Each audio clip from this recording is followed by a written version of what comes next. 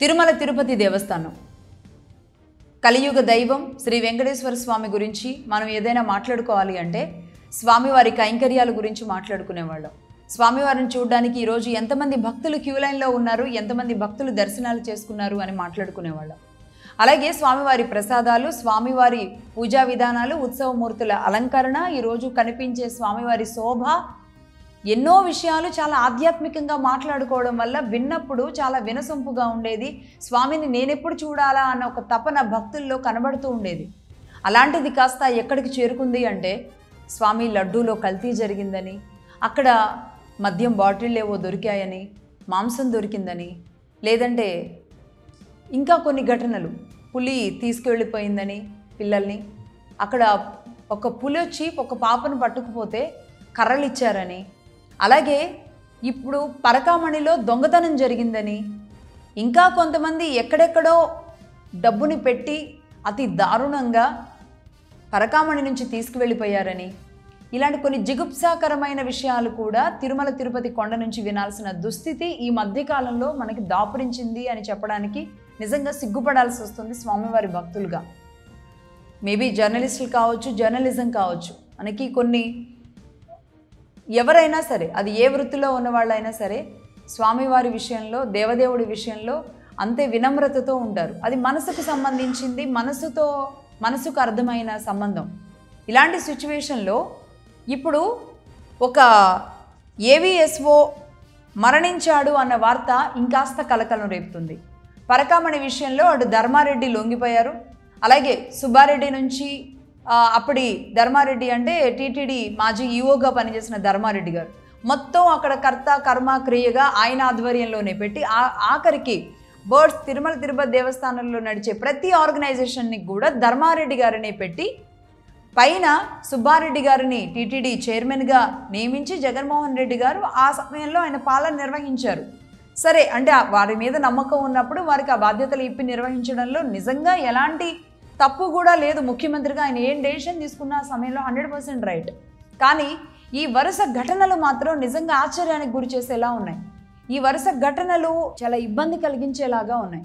ధర్మారెడ్డి గారు మొన్న రీసెంట్గా సిబిఐ విచారణలో ఆయన సుబ్బారెడ్డి గారి గురించి చెప్పారు. సుబ్బారెడ్డి గారు చేయమంటేనే చేయాల్సి వచ్చింది, పైనుంచి అధిష్టానం నుంచి హైకమాండ్ నుంచి ప్రెజర్స్ వచ్చాయి అని ఆయన చెప్పిన విషయం ఒకటి బయటకు వచ్చిన తర్వాత నిజంగా అది మరి హైకమాండ్ అంటే అది ధర్మారెడ్డి గారా, సుబ్బారెడ్డి గారా, అంతకు మించి ఇంకెవరైనా ఉన్నారా అనే అనుమానాలు ఉన్నాయి. ఈ పరకామణి దొంగలను పట్టుకోవడంలో సిబిఐ ఇంత కీలకంగా పనిచేస్తూ ఉంటే ఇప్పుడు ఈ సిబిఐ విచారణకి ఎదుర్కోవాల్సిన వ్యక్తులు, ఈ సిబిఐ విచారణలో అసలు నిజాలు చెప్పాల్సిన వ్యక్తులు చనిపోయారన్నమాట. ఇది ఒక ఏవిఎస్ఓగా పనిచేసిన వ్యక్తి చనిపోయిన విషయం కాదు. ఏవిఎస్ఓగా పనిచేసిన సతీష్ కుమార్ మరణం మాత్రం కాదు. తిరుమల తిరుపతి దేవస్థానం గురించి లోపల జరిగిన విషయాలు నిజం చెప్పడానికి ఆ నిజాన్ని తన మెదడులో, తన మనసులో పెట్టుకొని ఇన్నాళ్ళు భరిస్తూ వచ్చిన ఒక వ్యక్తి ఏం చెప్పబోతాడా అని అందరూ ఎదురు చూస్తున్న సమయంలో ఆ వ్యక్తి జస్ట్ చనిపోయాడు. ఆత్మహత్య చేసుకున్నాడా, హత్య గావించబడ్డాడా? సస్పెన్స్.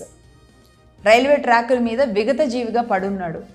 అసలు ఈ స్టోరీ చెప్పాలంటే 2023లో ఇదే ఏవిఎస్ఓగా పనిచేసిన సతీష్ కుమార్ పరకామణిలో దొంగతనం జరుగుతుందని, అవి ఏ విధంగా జరుగుతుంది, అసలు అంతర్భాగాలలో, చెప్పకూడని అంతర్భాగాలలో ఒక చిన్న సంచి లాంటిది ఏర్పాటు చేసుకుని ఎలా పరకామణి నుంచి డాలర్లు దొంగతనం చేస్తున్నారు అనే విషయాన్ని ఆయన బయటపెట్టిన తర్వాత నిజంగా ఒక్కసారిగా సమాజం అంతా ఉలిక్కి పడిపోయింది.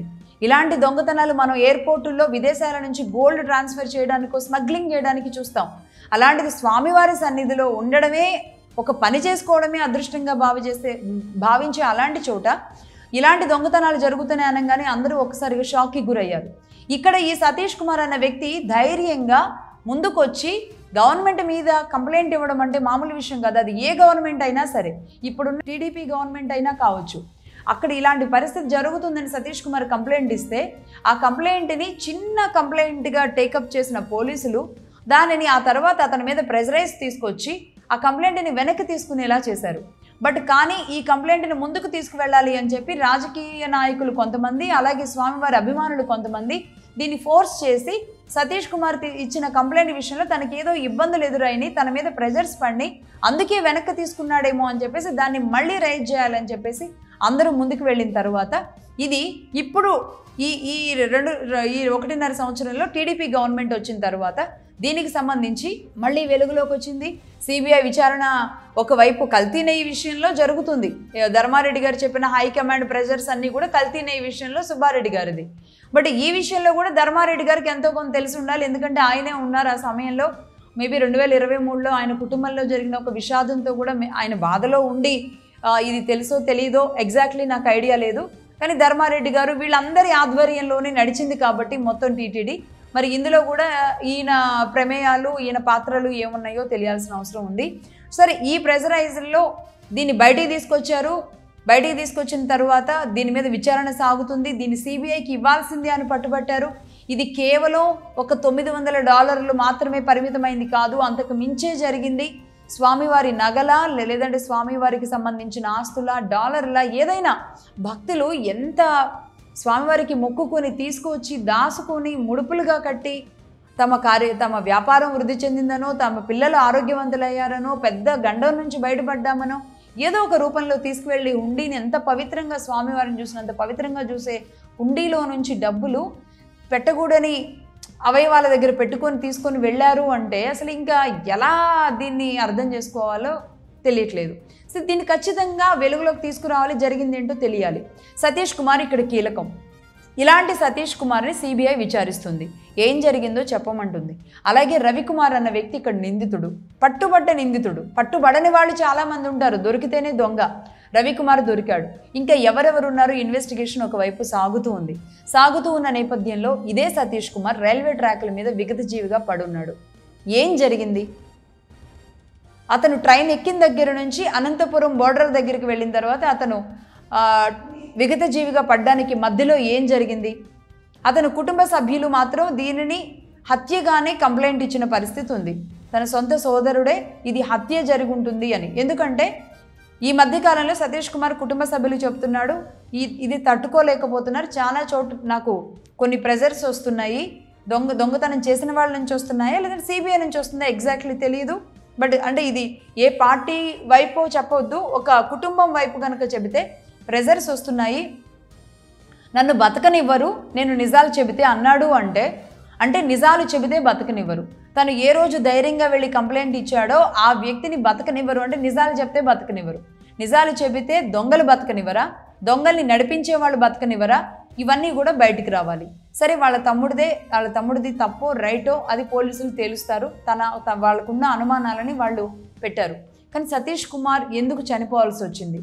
దీనిని 2 రకాలుగా నేను స్టార్టింగ్లోనే చెప్పాను.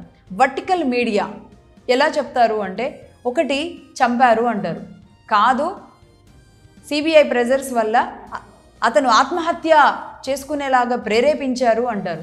ఇంతకీ చంపారా చనిపోయాడా నిజం తేలాలి. ఈలోపుగానే ఇలాంటి ప్రెజర్స్ వస్తే ఒక నిజం చెప్పడానికి రేపు ఎవరైనా బయటకు వస్తారా?